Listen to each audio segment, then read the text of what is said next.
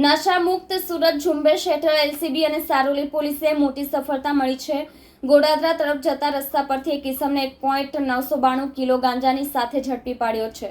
સુરત શહેરમાંથી નશાની પ્રવૃત્તિને સંપૂર્ણ રીતે નાબૂદ કરવા માટે સુરત શહેર પોલીસ કમિશનર શ્રી અનુપમસિંહ ગેહલોતના માર્ગદર્શન હેઠળ અને નાયબ પોલીસ કમિશનર શ્રી આલોક કુમાર તથા પોલીસ કમિશનર સેક્ટર 1ના સૂચનાથી ખાસ ઝુંબેશ ચલાવવામાં આવી રહી છે। આ ઝુંબેશના ભાગરૂપે સારોલી પોલીસ સ્ટેશન વિસ્તારમાં જિલ્લા એલસીબી ઝોન 1 તથા સારોલી પોલીસની સંયુક્ત ટીમે મોટી સફળતા હાંસલ કરી છે। પોલીસે ગુપ્ત માહિતીના આધારે વિકાસ લોજિસ્ટિક માર્કેટ પાછળ ગોડાદરા તરફ જતા રોડ ઉપર એક ઇસમને મદર અશક પદાર્થ સાથે ઝડપી પાડ્યો છે। આરોપી પાસેથી કુલ 1.992 કિલો વજન ધરાવતો ગાંજો મળી આવ્યો છે, જેના બજાર મૂલ્ય અંદાજે ₹19,920 થાય છે। સાથે સાથે આરોપી પાસેથી ₹10,000ની કિંમતનો મોબાઈલ ફોન તથા ₹70,000 કિંમતની એક ઓટો રિક્ષા પણ કબજે લેવામાં આવી છે। પોલીસે કુલ ₹99,920નો મુદ્દામાલ સાથે આરોપીને ધરપકડ કરી વધુ તપાસ હાથ ધરી છે।